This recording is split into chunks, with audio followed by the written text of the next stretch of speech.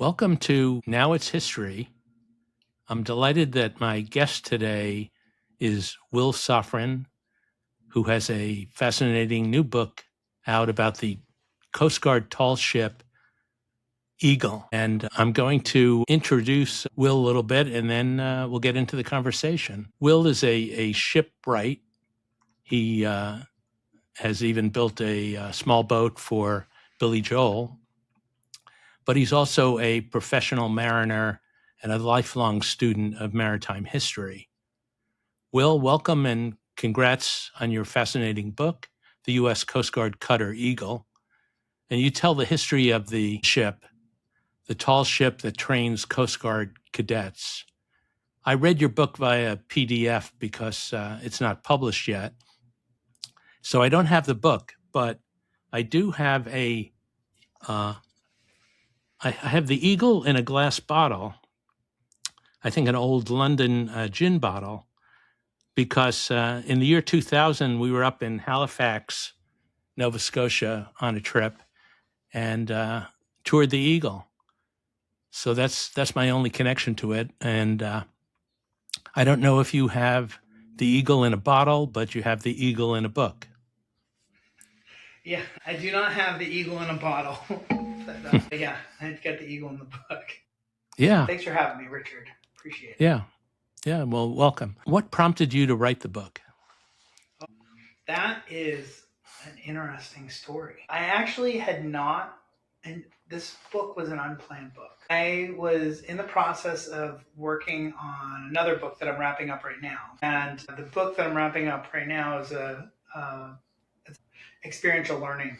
And so I profiled 10 individuals around the country who are in unrelated careers and sort of tie them together with concepts or themes that sort of overlap. And I was put in touch with the captain of Eagle by an editor, and I was invited to sail on Eagle for 10 days and had this wonderful experience. So I live in Santa Barbara, California, and after I got off Eagle, I was slated to give a lecture that winter at the Santa Barbara Maritime Museum about comparing 2 years is before the masts of the West Coast is what Moby Dick is to the East Coast. And I called the museum director and said, hey, I had this wonderful experience sailing on the tall ship Eagle. Fascinating story. I'd really like to, can I change my topic this year? And, a little bit of persuasion, they agreed. So I started doing all this research and I thought, oh, well, this is great because I'll benefit by using this research for the book I'm working on. And I learned so much. It's so amazing taking this deep dive into this ship that I ended up giving this, wonderful talk. And a week later, I was talking to a different editor, Brittany Stoner, and I was just talking about my talk with Eagle, and Brittany said, Eagle turns 90 next year, and it's been a long time since someone's written a book about Eagle. Like, I think you should write a book about Eagle. And honestly, I really got to credit it to Brittany, who had the idea and said, hey, like, there's a great opportunity here. Let's do it. So the only trick of it was that was, I think, in December of 2024. So then we signed the contract in mid-January 2025, and I had 5 months to deliver the complete manuscript so we could get it in time for this year, which is a really important year for Eagle. Eagle celebrates 90 years of age this year, 80 years of service in the Coast Guard, and we have our nation's 250th celebration, which is dubbed Sail 250, and Eagle is and will be America's flagship for this celebration this year. So just a lot going on. And then also, I think it's important to say this year also marks 50 years of women in the, since the first woman went to the Coast Guard Academy. So a lot of big numbers this year. Yeah. I'm glad you mentioned the 250th and the 50th anniversary of women in the Coast Guard. And I want to get back to both of those points. But first, just starting at the very beginning, why does the Coast Guard, 150 years after the end of the age of sail, have a tall ship? So the thing about Eagle that makes her really viable today is that she is a unique platform like no other vessel in our services. I mean, you have the USS Constitution, which is the oldest commissioned military ship in America. But Eagle is the oldest serving sailing ship with an ongoing mission in America. And the value in this platform is that if you wanted to say, we could kind of say Eagle is like an analog equivalent to, let's say digital, if you want to look at vessels. So because of Eagle's rigging, the way she works, all the cadets, you need a lot of bodies to make her operate. And in doing so, the way that it's laid out, everyone is very visible to each other. And that visibility and the need to work together is very different than how it works on modern cutters, where modern cutters are broken up into engine rooms, bridges, you have these compartmentalization, and nobody can see what the other is doing. And because of the analog necessity of Eagle, everyone can see what the other is doing. And it gives you an opportunity to see where someone is maybe falling behind and needs a little bit of help, or you can really see leaders really sort of rise to the top. But everything is very visual. I also think there's, a great benefit where a vessel like Eagle really also provides a platform for experiencing nature as it impacts vessels. When you have a large modern cutter that has very powerful engines and bow thrusters, the weather doesn't really do as much, the current or the wind, what's happening when you're docking the vessel. I mean, obviously they play an effect, but you can feel it much more on a vessel like Eagle. So I think there's an experience gain there. I also believe that just Eagle in her nature, you look at the aesthetic of this ship, and when she comes into anywhere, she draws an audience, and the public is curious. People are very excited to see this vessel come in. Eagle is the only Coast Guard ship dedicated to training cadets and future officers.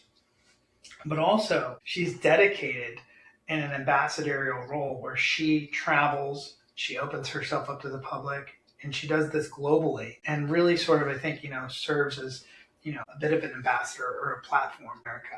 And I think it would be next to impossible to find another vessel that could visually achieve that goal so successfully. I think a lot of people will be surprised to learn who actually built the ship that is now known as Eagle. You want to tell that story? Yeah. Eagle's origin, actually, she's a Nazi ship originally. After World War I, there was the Treaty of Versailles, and that restricted what Germany could do, sort of military level, following the war. But they could build sail training ships. There was a recognition for the value that came from that, that was distilled from that experience. And I would like to say here, just to answer, I think it probably ties into that last question you asked, was that America is not the only nation in the world to use a sail training ship for armed service preparation. Many navies around the world do this. So I think it's important to understand that obviously globally it is seen as a very important platform. Going back to the origin of Eagle, though, what happened was there was a sail training ship that the Germans had used, and that ship sank. And there was a big outcry, a public outcry, and they had a fundraising, a coin drive, and they raised money, and they decided to design a new class of sail training ship. And the first one was called the Gortfok. That became the namesake for the class, and they went on to build multiple versions. But it was sort of like a development class where they take one and improve it slightly onto the next. And so Eagle was originally built and named the Horse vessel, and it was the largest of the class. And its namesake was a man who wrote the words to the Nazi national anthem and was killed, and his death was sort of commercialized intentionally to make him seem a bit like a martyr, even though that wasn't the case. But naming the ship after him really politicized the ship. Adolf Hitler was at the launching of the ship, and it really put the ship under the spotlight. And so for a number of years, as Germany building up. And by the way, I want to say, there's a bit of a gap here. I mean, we're talking about where they couldn't build military ships, but at some point that happens. Now, the Gork class has already been in existence for a little while, and Eagle's hull number precedes the famous German battleship Bismarck, which was the next hull that was built at the same yard. So Eagle was, the horse vessel was used as a training platform, but also political symbol, traveling, representing Germany around the world, and sort of trying to spread Nazi propaganda. So really quite a tool and a mechanism. One of the parts of your book that I particularly enjoyed was the tale of how its first commanding officer had to travel to Bremerhaven and try to get the ship in shape to bring it across the Atlantic. It was not in good shape when the U.S. acquired it. No, it was not. When Commander McGowan first arrived in Germany, Bremerhaven had looked like a scene from the movie Saving Private Ryan. Really blown up, but it was strategically a very important location.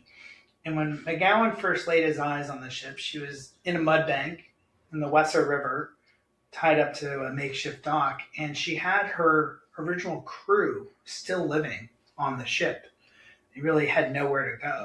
And unfortunately, when the vessel came into play as potentially becoming an American vessel, there was a survey done, and it seemed that what McGowan discovered was a vessel that was very different than what the survey reported.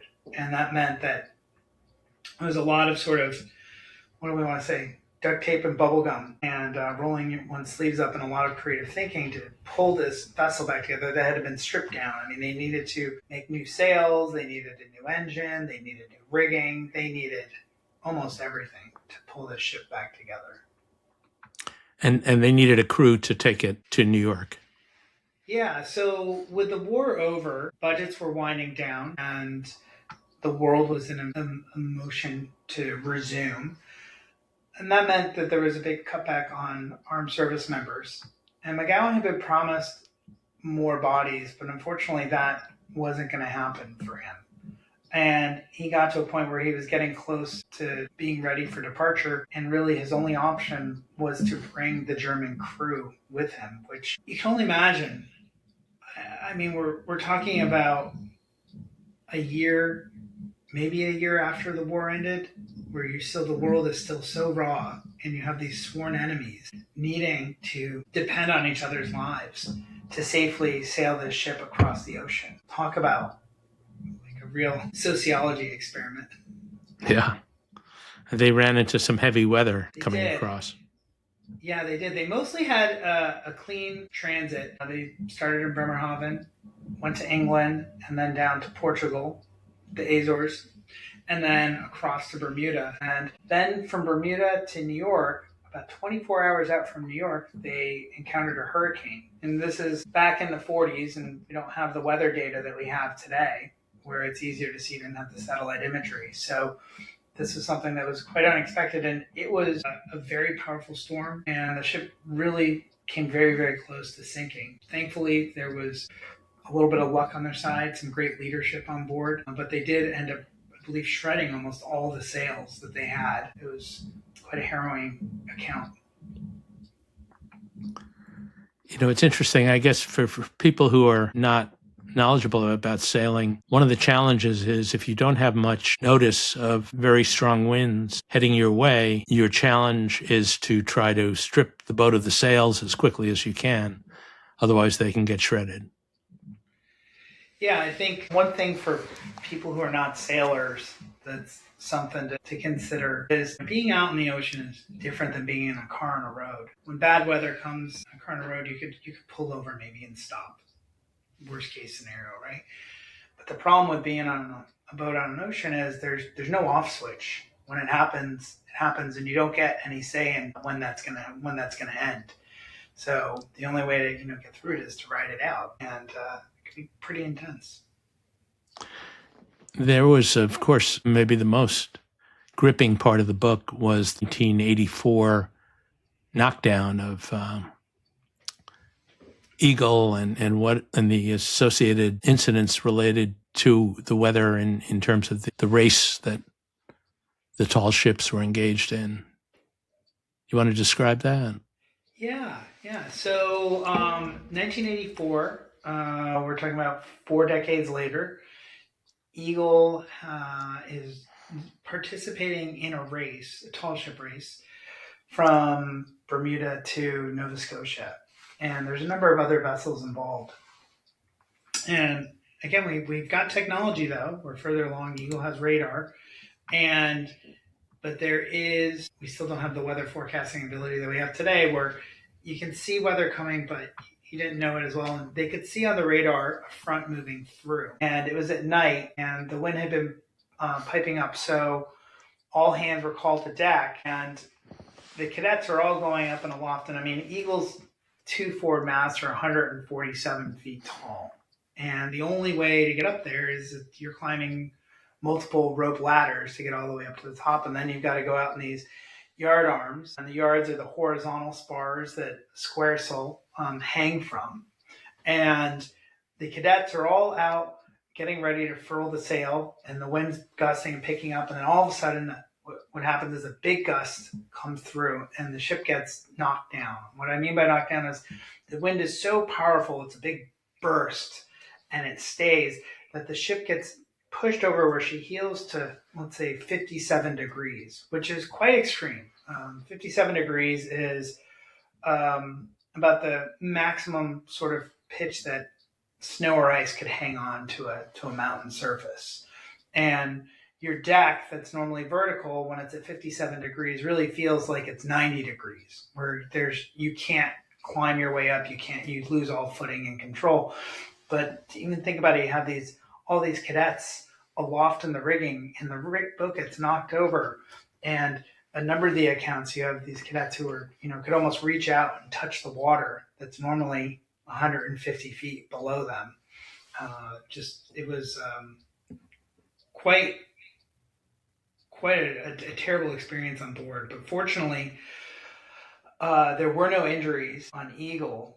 But at the same time, there was another vessel in the race called the Marquet, and she was racing. And in order to save energy, they turned off their radar. And unfortunately, nobody knew that this was coming. And they were not as well prepared as Eagle, were not as well run, and sort of not operating to the same standards. And unfortunately, when they got knocked down, they had vented deck grates. Water had started to fill, and it happened so rapidly at such an extreme level that in less than a minute, the ship rolled over and sank. And only a small fraction of her crew survived. It was a terrible tragedy that really had a global impact on standards of these kinds of vessels. And, there have been multiple incidents with multiple vessels. There was the sinking of the Pride of Baltimore before that, which is a very famous ship. Now there's a replica called Pride of Baltimore too. And then more recently, during Hurricane Sandy, there was the sinking of the tall ship Bounty, which was a replica of Bounty and used in the Marlon Brando movie, Beauty and the Bounty. But unfortunately, these sort of events do still happen because the ocean is a very dangerous place. Yeah. And, what I think one of the virtues of the Coast Guard, I guess, is that they take seriously when an incident happens, how to prevent such catastrophe from happening in the future. Yeah, absolutely. So you talked about women joining the Coast Guard for the first time 50 years ago? Well, let's, to be clear, women had been in the Coast Guard prior. There was, for example, organization during World War II called the SPARS, which was sort of, the name was inspired by the Coast Guard motto. But women had, in different forms, been allowed to participate in the Coast Guard, and I think allowed might be the right word there. But in 1976 is when the Coast Guard Academy officially accepted its first class of female cadets. And they weren't the first service academy, though. The Merchant Maritime Academy had opened up previously, but following the Coast Guard's acceptance, I believe there was it sort of was changed across all boards, where women were then, after the Coast Guard Academy, finally by law allowed to apply to all the service academies. And how has the presence of women changed life on Eagle? One could joke that before women came on board Eagle might have been a bit more like something you might expect in a high school locker room per se. Yeah. But there's a civility that comes with cohabitating and working with the opposite sex. And I think what it does is, I think it makes things better personally. It presents challenges, but Eagle was already, when women had first come on board Eagle, working. She already started modernizing. When she first came to America, for example, below deck was just one big open compartment, and there were hammocks that all the cadets slept on. And it worked that way for about 2 decades. But then in the 70s, Eagle starts to go through her first modernization refit, where they start breaking up the deck. And when women first came on board, it was very challenging for the women because there was no dedicated female head, which is what a bathroom is on a vessel. And I think you're also talking about a big cultural shift in the Coast Guard as well, where it had always been men. And even though in many ways, women are equal to men, if not superior, then I think it presented challenges, and it took some time to work its way through. But today, I don't think it's a subject at all. I think it's status quo, which is wonderful. You tell the individual stories of a bunch of officers as well as enlisted crew on Eagle over the years, and there's one woman, I think informally known as Polly Condrat, whose story is so compelling. She's one of 8 girls in her family, but she got to host a really famous visitor on the Eagle. Yeah, Polly was a great study for this book. So to help the listener understand where I approach this book, I think differently than one might expect, is instead of this book being an account blow by blow of Eagle's service through the decades, every decade is told through the eyes of a different individual on board. And what I did was I interviewed countless retired Coast Guard members, officers, enlisted crew members, just, across the board. And it was a fascinating way to sort of learn Eagle's story, and it made all the sense in the world to say, well, why not structure the book this way? So, for example, Polly's story, she came into the Coast Guard as an enlisted individual, which meant that she was sort of at the bottom of the ladder. And for listeners who don't know, you have what are called you've got the commissioned members of the service, which if you go to the Coast Guard Academy, you are going to graduate and you will become a commissioned officer. And then you can accomplish that, though, through ROTC instead, which is a different path where you can be a college graduate, go to officer training school, and then become an officer. That's another path. But the enlisted crew or enlisted members of the service and the officers, they have 2 different paths. They sort of work parallel, and the officers are always going to be the leaders. And then the enlisted crew are going to be really the enlisted members will be more of the bulk of the population of the service, the bodies. And so Condrat, she grew up in Hawaii, very poor family, welfare, very unusual upbringing. I think that's a good way to put it. And really wanted to make a big change in her life. And 9/11 had just happened. And there was a big pride in the nation, and there was a big uptick in sort of people enrolling for services. But for her, what she saw with the Coast Guard was, and many members said this, people that I had interviewed, was a lot of what the mission that the Coast Guard is, where it is one of our military services, but the Coast Guard has more of an affiliation with rescue, life-saving, humanitarian role. And she was attracted to that.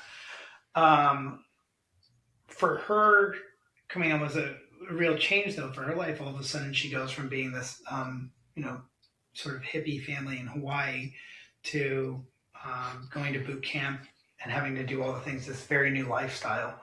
But she seemed to excel. The structure that the Coast Guard provided for her was something that she sort of needed maybe in her whole life. And the timing worked out in such a way where she sort of quickly was promoted. And her first summer on Eagle, the captain had managed to persuade Jimmy Buffett to come on board for a sail. And Conrad was picked to do what was called the up and over with Jimmy Buffett's daughter, Jimmy Buffett's son. An up and over is a test that everyone has to do. So when you go on Eagle, if you want to be able to climb the rig, you have to first have a doctor's letter, be physically fit to a certain point, and you go through a little bit of training, and then you prove that you can climb all the way up to the first doubling of the mast, and then you go over and then back down, and it's to make sure you can do that before you're allowed to go up offshore. And it's the kind of thing that actually you have to do every time you come on Eagle. So I've sailed twice, and I'll be sailing again this summer. And if I want to go aloft, I'll have to do an up and over again just to demonstrate that I have the capacity to do it. For Conrad, that was a big moment to get to be picked to go and do an up and over with Jimmy Buffett and his son was a child at the time. So you could sort of say that she really had a precious cargo under her wing. Yeah. And at the end, you sort of catch up with all of your characters, and she's now an intensive care nurse. Yeah. Mm-hmm. Yeah. After a considerable career in the Coast Guard. Yeah, she did wonderful. Yeah. She's a mother. Her husband's retired Coast Guard. Really enjoyed getting to know her through the process. Yeah. So let's talk about the 250, your plans to sail on the Eagle, and what's planned for the ship. Yeah, so we've got our nation's 250th anniversary happening this year, and there's going to be a lot of celebrations. But in particular, there's a 5-port tour planned that's starting in New Orleans and going up the eastern seaboard and finishing in Boston. Now, that won't be all that the ships do. It will continue on. They will continue on and do more. But this is just around the 4th of July, but it does start in June, because it takes a little while to get all the way up. I'll be sailing on board Eagle from Baltimore into New York City for the 4th of July event. And in New York, the plan is for us to participate and lead the parade up the Hudson River and back down along the western seaboard of Manhattan. The idea is to, I believe, recreate that same experience that was there's so many pictures of the 1976 bicentennial celebration in New York. And there'll be a number of international vessels from other navies visiting New York to celebrate with us. And then, that's going to be just an incredible moment, I'm sure. So will there be other non-Coast Guard crew on board at that point? I believe there will. Most of the individuals on Eagle are Coast Guard crew. Eagle has 8 assigned officers, approximately 50 assigned crew members, and then the rest would be cadets in training. There is inter-service training that happens, so occasionally you'll have members of other armed services that are on board Eagle to do training as well. And in this instance, this will be a very, very special transit. So I'm anticipating that there'll be a number of high-profile individuals, maybe retired from the Coast Guard or other branches, who will be on board as well. And then, as I understand it, after that parade of ships, there's going to be a race with the sister ships. Yes, you're absolutely right. So I mentioned earlier how Eagle was part of a class, the Gortfok class. And there are 5 of these vessels around today, and they're called the 5 Sisters. Now, not all of them are in tip-top sailing condition, but I believe Eagle and 3 others will be here for the event. And the plan is to then, after New York City, race from New York to Boston.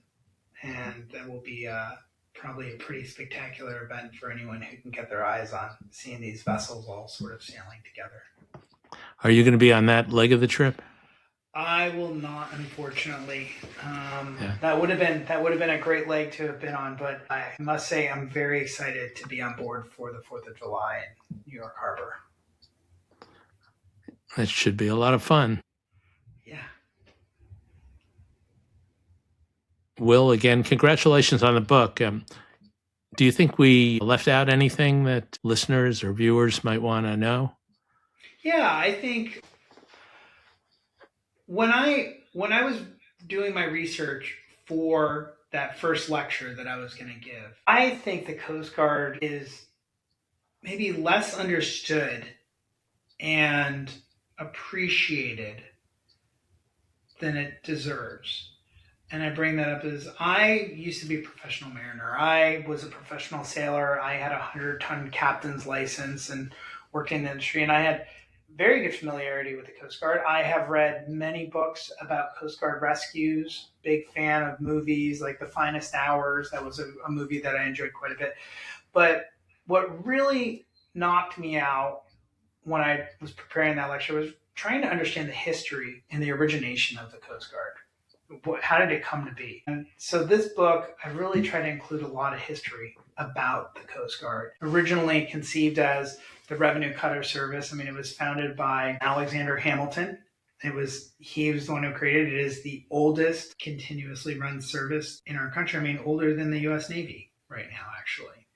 And I think if anyone might be considering reading this book, I'd love to say I'm confident that you'll walk away with a greater understanding of this service and what it's done for us since inception that really might help you appreciate just how wonderful the people are who work in the Coast Guard. Will, I want to thank you very much for joining us on Now It's History. And I want to wish you great success with the Eagle. Thanks for having me, Richard. This has been a great conversation. Really enjoyed it. Great. I agree. Thank you. Take care.